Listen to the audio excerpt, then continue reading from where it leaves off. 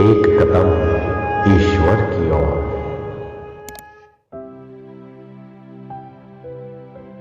निर्वाण प्रकरण पूर्वार्ध 46वां सर्ग। चित्रकार के मन की कल्पना से चित्रित कमलिनी वन से शोभित शिला गर्भ की नई प्रपंच रूप आभास से युक्त ब्रह्म का वर्णन।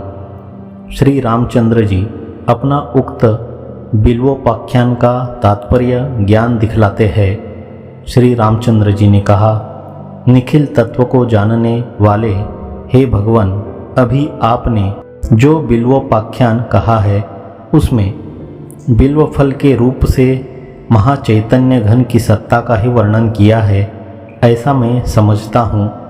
महर्षि, जो कुछ विस्तार को प्राप्त ये अहंता आदि पदार्थ है वे सब चैतन्य सार स्वरूप है। अतः द्वित्व एकत्व की कल्पना रूप भेद तनिक भी नहीं है। केवल अहंता आदि की चैतन्यात्मक बिल्व फल की मज्जा रूप नहीं है, किंतु ब्रह्मांड आदि सभी पदार्थ उस चैतन्यात्मक बिल्व फल की मज्जा रूप अर्थात सार है, यों निसंकोच समझिए। इस आशय से महाराज वशिष्ठ जी कहते हैं। महाराज वशिष्ठ जी ने कहा, श्री राम जी, जिस प्रकार ब्रह्मांड रूप पेठे की मज्जा यानी सार मेरु पर्वत आदि की स्थिति है, उसी प्रकार चैतन्यात्मक इस बिल्व फल की मज्जा ब्रह्मांड आदि जगत की स्थिति ही है। चैतन्यात्मक उस बिल्व फल की ब्रह्मांड आदि जगत स्थिति मज्जा है, ऐसा कहने पर किसी को यह भ्रम हो सकता है कि वह मज्जा भीतरी प्रदेश में स्थित अवयवों का रसमय परिणाम विशेष ही होगा, तो उसका निवारण करते हैं। जैसे बिल्व फल का खप्पड़ उस फल की मज्जा का यानी गुद्दी का आधार होता है, वैसे ही सृष्टि स्वरूप चैतन्यात्मक इस बिल्व फल की मज्जा रूप आधेय से खप्पर स्थानीय स्वाधार यदि कोई दूसरा हो तो मज्जा उसके अंदर ही परिणाम स्वरूप हो सकेगी। परंतु स्थिति वैसी नहीं है, किंतु मज्जा और उसका आधार दोनों एक ब्रह्म रूप ही है। यदि सर्वव्यापी इस चिदात्मा को सर्वावयव अवच्छेदन अथवा एक देशावच्छेन परिणामी मानेंगे तो उसकी नाशापत्ति कभी हटाई नहीं जा सकती, और इस निरवयव चिदात्मा में न कोई मुख्य अंतः प्रदेश है और न परिणाम ही हो सकता है। अतः यहाँ मज्जा शब्द परिणाम का वाचक नहीं है, यह भाव है। तब मज्जा शब्द किमपरक है यानी किसका वाचक है? इस प्रश्न का उत्तर यह है कि विवर्त स्वरूप चमत्कार का ही वह वाचक है। इस आशय से कहते हैं, मिर्च बीज की तरह चिति की जगत नामक यह चमत्कृति सुषुप्ति के सदृश विकार रहित शांत चिति में एक शिल्पकार के मन से कल्पित शिला के अंदर पद्मवन की रचना की नई विवर्त रूप से ही स्थित है। उक्त दृष्टांत का ही विवरण करने के लिए ब्रह्म शिलाख्यान की भूमिका बांधते हैं। चंद्र से बढ़कर आह्लादकारी मुख वाले हे श्री राम जी, इस प्रसंग में कभी न सुनी गई, अतएव आश्चर्यजनक, रमणीय और अन्य दूसरी इस आख्यायिका का अर्थात ब्रह्मा शिलाख्यायिका का, जिसका अभी आगे मैं वर्णन करूंगा, आप सावधान होकर श्रवण कीजिए। चित्त प्रेम का आस्पद होने से स्निग्ध अर्थात चिकनी, स्वयं प्रकाश होने से स्पष्ट प्रतीयमान, सुख ही हेतु होने से मृदुल स्पर्श वाली, असीम होने के कारण महाविस्तार से युक्त, संतत होने से निबिड़, नित्य एवं अक्षुब्ध स्वभाव वाली कहीं एक महती शिला है। उस महाशिला के भीतर मन कल्पनाओं से अनंत वे सभी भुवनादि रूप कमल वैसे विराज रहे हैं, जैसे सरसे में खिले हुए अधिक रमणीय कमल विराजते हैं। उनमें से कुछ तो परस्पर गुंथे गए पत्तों से युक्त है, अर्थात परस्पर संबंध है, कुछ परस्पर संबंध रहित है और कुछ परस्पर एक दूसरे से साक्षात संश्लिष्ट अर्थात आलिंगित है। वे कुछ गुप्त है तो कुछ प्रकट भी है। उनमें कुछ नीचे मुख वाले हैं, कुछ ऊर्ध्व मुख वाले भी है और कुछ तिरछे मुंह वाले भी है। कुछ परस्पर मिले हुए मूलों से युक्त है तो कुछ परस्पर गुंथे मुंह वाले भी है। दिखाई पड़ने वाले पदार्थों से विपरीत भी मन की कल्पना हो सकती है, अतः यह कहते हैं। कुछ के मूल तो कमलों के छत्तों में, बीज कोशों में है, तो कुछ ऐसे हैं जिनके मूल के अंदर ही बीज कोश है। उन भुवन रूप कमलों के बीज किन्हीं के मूल ऊपर है, क्योंकि स्वर्ग आदि भुवनों का आश्रय ऊपर स्थित ध्रुव मंडल ही है, तो किन्हीं के मूल नीचे की ओर है, क्योंकि पाताल लोक, भूलोक आदि भुवनों का आश्रय बाह्य स्थित कूर्म ही है। शिवलोक, विष्णुलोक आदि के नित्य होने से कुछ मूल रहित है, तो और कुछ दूसरे तिरछे मुंह वाले हैं, क्योंकि कई ऐसे भी भुवन हैं जिनका धारण तीर्य गति पवन ही करता है, और उन्हीं कमलों के समीप सैकड़ों हजारों कमल मुकुल के समान आकृति वाले महाकार शंख है, तथा विकसित कमल की नाई आकृति वाले बड़े बड़े चक्र समूह भी है। तीर्थशाला के समय शालग्राम क्षेत्र में देखी गई शिला का गुरु वशिष्ठ जी के उपरयुक्त वचन से स्मरण कर रहे श्री रामचंद्र जी उसी शिला का यहाँ गुरुदेव भगवान ने जगत की कल्पना आदि से वर्णन किया है, यो मानते हुए कहते हैं। श्री रामचंद्र जी ने कहा, गुरुदेव, आपने उक्त शिला का जो वर्णन किया है वह सच है।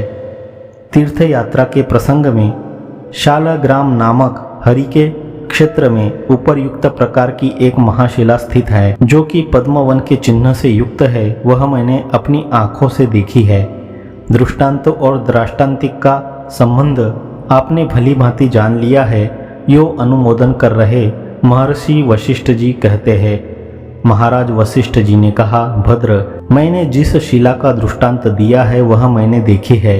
इस प्रकार आप जो स्मरण कर रहे हैं वह ठीक ही है, और दृष्टांतिक चिदात्मा जिस स्वभाव का है, यानी जैसा छिद्र शून्य चिद्घन सम प्राण का भी प्राण निरतिशयानंद स्वरूप है, उसके विषय में भी जो आपने देखा है उसका भी आप स्मरण करते हैं।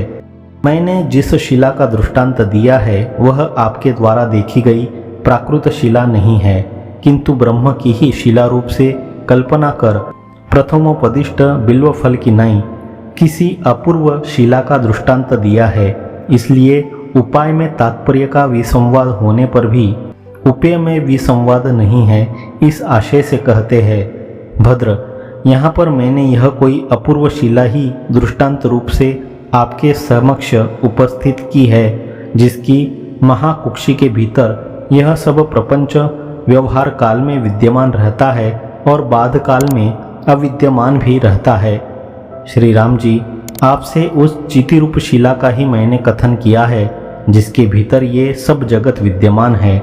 लौकिक शिला के सदृश इसमें निविड़ता, एकरूपता, अभेद्यता आदि गुण होने के कारण यह चिति भी एक तरह की शिला ही है। भद्र, जैसे आकाश में विपुल पवन रहता है, वैसे ही अत्यंत घनीभूत अंगों वाली और छिद्र शून्य स्वरूप वाली होती हुई भी इस चितिरूप शिला के अंदर मायावश यह जगत समूह रहता है। यद्यपि मायावश उस चितिरूप शिला में स्वर्ग, पृथ्वी, वायु, आकाश, पर्वत, नदियाँ और दिशाएं विद्यमान हैं, तथापि उनमें तनिक भी छिद्र नहीं है। उस शिला में जगत की ही पद्म वन रूप से मैंने उत्प्रेक्षा की है, यह कहते हैं। इसी चितिरूप शिला में घनीभूत अवयवों वाला जगत रूपी कमल विकसित हो रहा है। वह यद्यपि उससे पृथक सा भासित होता है, तथापि वास्तव में उससे पृथक नहीं है और न शुद्ध चित स्वरूप ही है, किंतु केवल माया रूप ही है। तेषां च निकटे संति, यह जो ऊपर कहा गया है उसका अब तात्पर्य बतलाते हैं। श्री राम जी, जैसे पत्थर में चित्रकार की मन कल्पना से शंख, कमल आदि चित्र निर्मित किए जाते हैं, वैसे ही एकमात्र मन की कल्पना से इस चितिरूप शिला में भूत, वर्तमान और भविष्यत सब प्रपंच चित्रित किया गया है। प्राकृत शिला में जैसे शालभंजिका अर्थात पुतली आदि वास्तव से प्रतीत होते हैं पर वास्तव नहीं है, किंतु शिला रूप ही है, वैसे ही चिति शिला में उक्त सभी संस्थान वास्तव से प्रतीत होने पर भी वास्तव नहीं है, किंतु चिति रूप ही है। भीतर स्थित शंख, कमल आदि आकारों से युक्त पत्थर अनेक रूप से प्रतीयमान हो रहा भी जैसे घनीभूत एक पिंड रूपता को स्वीकार करता है, ऐसे ही कल्पित आकारों से युक्त होकर अनेक आकृतियों के रूप में प्रतीत हो रही भी यह चिति वास्तव में घनीभूत एक पिंड रूपता को ही स्वीकार करती है।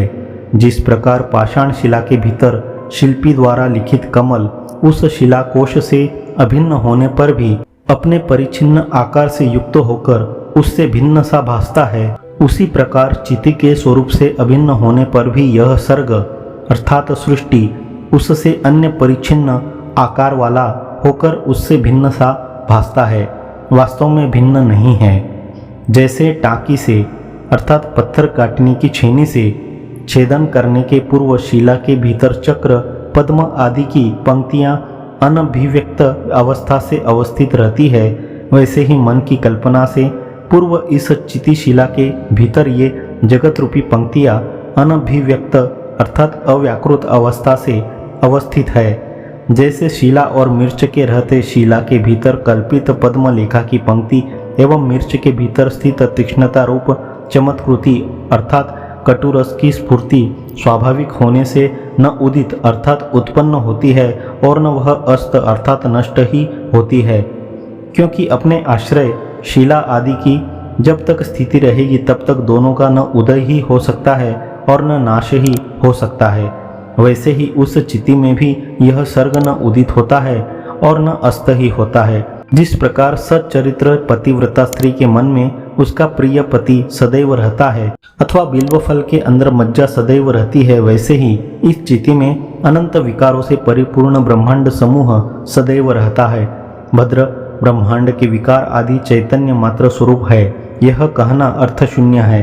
अतः तथोक्ति व्यर्थ ही है, क्योंकि जब विकारी ब्रह्मांड चैतन्य मात्र स्वरूप है तब ब्रह्मांड के विकारभूत भुवन शरीर आदि की चिन्मात्र स्वरूपता को अर्थतः ही सिद्ध हो जाती है। फिर अर्थ शून्य होने के कारण वैसा कहना निष्फल ही है। कैसे अर्थ शून्य है इस पर कहते हैं, क्योंकि ये विकार आदि तत्क्षण ही अर्थात ब्रह्मांड में चैतन्य मात्र रूपता का साक्षात्कार करने के क्षण में ही जल में जल बिंदु की नाई चैतन्य मात्र स्वरूप हो जाते हैं, अणु मात्र भी उससे पृथक नहीं रह जाते। इसलिए वह उक्ति अर्थ शून्य ही है, यह भाव है। और चिति के अनंत शक्ति होने के कारण विकार आदि की यह सृष्टि उस चिति से विकार आदि नाम पूर्वक ही हुई है, इसलिए उक्ति मात्र से जो सिद्ध होगा वह उक्ति के प्रलय से लीन हो जाएगा। कवि वर्णित विचित्र गंधर्व नगर आदि की तरह केवल उक्ति से सिद्ध हो जाने से भी विकार प्रमातृ चैतन्य मात्र रूप ही हो जाएंगे, यह तात्पर्य है। ये भुवन आदि विकार आदि अर्थों से शून्य ब्रह्म रूप ही है। विषयों का ग्रहण और अग्रहण भी ब्रह्म रूप ही है, क्योंकि ब्रह्म अनंत है। विकार आदि से ब्रह्म ही अवस्थित और ब्रह्म ही क्रमशः विकार आदि के रूप में उत्पन्न किया गया है। इस चितिशिला के भीतर दूसरा जो यह विकार आदि अर्थ प्रतीत हो रहा है उसे आप मृग तृष्णा जल के सदृश ही जानिए, यानी उसे असद्रूप ही जानिए।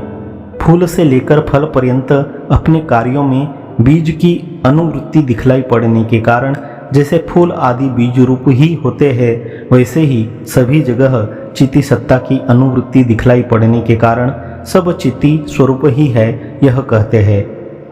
फूल से लेकर फल तक अपने कार्यों में बीज अनुस्यूत रूप से रहता है, अतः बीज के भीतर फूल फल आदि बीज को छोड़कर दूसरा कुछ भी नहीं है, क्योंकि अंकुर आदि पूर्व विकारों में जो बीज शक्ति विद्यमान रहती है वही उसके बाद उत्तर काल में कांड शाखा पल्लव आदि रूपों में परिणत हो जाती है। चिद्घन इस आत्मा में जो चिद्घनत्व है वही तीनों जगत का बीज है, अर्थात एकत्व कल्पना के अधीन ही द्वित्व कल्पना होने से भी अकल्पित चिन्मात्र ही तत्व है, यह कहते हैं। अतः चिद्घन रूप बीज और उसके कार्य जगत में एकत्व ही द्वित्व है, क्योंकि एक के अभाव में दोनों नष्ट हो जाते हैं। बीज और उसके कार्य जगत की उत्पत्ति चिति से अतिरिक्त जाड्य की कल्पना से ही होती है। चिति का वह रूप तो कभी भी जड़ स्वभाव हो नहीं सकता और न चिति ही कभी अचित हो सकती है। अतः बिल्व के भीतर मज्जा आदि की नाई ये बीज और कार्य एक दूसरे से अभिन्न अर्थात अद्वितीय ही है। जैसे महाशिला के भीतर विद्यमान अनेक तरह का भेद लेखनात्मक ही है, वास्तव में नहीं, वैसे ही चिदघन बिल्व फल में मज्जादि रूप त्रिजगत कल्पनावश उससे भिन्न है, वास्तव में उससे अनन्य ही है। जिस प्रकार रेखा एवं उपरेखाओं से संवलित एक ही स्थूल शिला दिखती है, उसी प्रकार अद्वितीय ब्रह्म ही त्रैलोक्य से संवलित प्रसिद्ध जगत रूप से दिखता है। जैसे इस लौकिक शिला के भीतर सर्वदा स्थित शिल्पी के वासना स्वरूप कमल आदि न उदित होते हैं और न अस्त ही होते हैं, वैसे ही इस चिति शिला में अहंकार और जगत की गति भी न उदित होती है और न अस्त ही होती है। जिस तरह शिला के भीतर की रेखा आदि शिला के आभ्यंतर से भिन्न नहीं है किंतु शिलामय ही है, उसी तरह जीव एवं ईश्वर का रूप और कर्तृत्व आदि जगत एकमात्र चैतन्य रूप होने से चिति में भिन्न नहीं है किंतु चिति रूप ही है। शिला के भीतर स्थित कमलों की गति एवं अगति, आविर्भाव और तिरोभाव शिला के तत्व साक्षात्कार से जैसे शिला से पृथक विषयता को प्राप्त नहीं होते, यानी वे शिला से भिन्न सिद्ध नहीं होते, वैसे ही आत्म तत्व के साक्षात्कार से जगत के कर्ता जीव ईश्वर आदि कोई भी उससे पृथक सिद्ध नहीं होते। वस्तुतः पर्वत कूट की नाई उत्पत्ति, उल्लास एवं विलास रूप विकारों को प्राप्त न करने वाला ब्रह्म का स्वरूपभूत यह जगत न कभी किसी से किया गया है, यानी उत्पादित है और न कभी नष्ट ही होता है। इसलिए जैसे शिला अनेक शिल्पियों की विविध मानसिक कल्पनाओं के रहने पर उस रूप से स्थित रहती है, वैसे ही ब्रह्म भी नाना जीवों की अनेक विरुद्ध कल्पनाओं के रहने पर तत् रूप से अवस्थित रहता है। यह कहते हैं जिस तरह के जिस आकार में जहाँ कल्पना की जाती है वहाँ पर उस तरह के उस आकार में ब्रह्म हो जाता है। यह सब जगत ब्रह्म सत्तात्मक ही है और सुषुप्तस्थ की नाई स्थित है, यानी जैसे प्रत्येक जीव विचित्र स्वाप्निक विषयों की कल्पनाओं के भेदों को अविरोध से सहता है, वैसे ही वह ब्रह्म भी कल्पना प्रयुक्त सब भेद सहन करता है।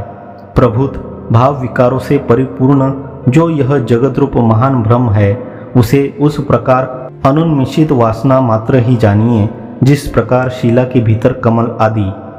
आख्यायिका के तात्पर्य का संक्षेप में उपसंहार करते हैं श्री राम जी। यह जगत का विलास सर्वदा अनुन्मिषित अर्थात सुषुप्त वासना मात्र ही है, क्योंकि वह भली भांति शांत एवं समचिदघन ब्रह्माकाश स्वरूप ही है। शिला के भीतर स्थित कमलों की नाई तुच्छ सर्गादि दशाएं आत्मा के भीतर देखी गई भी कभी स्वरूप स्थिति प्राप्त नहीं कर सकती। 46वां सर्ग समाप्त।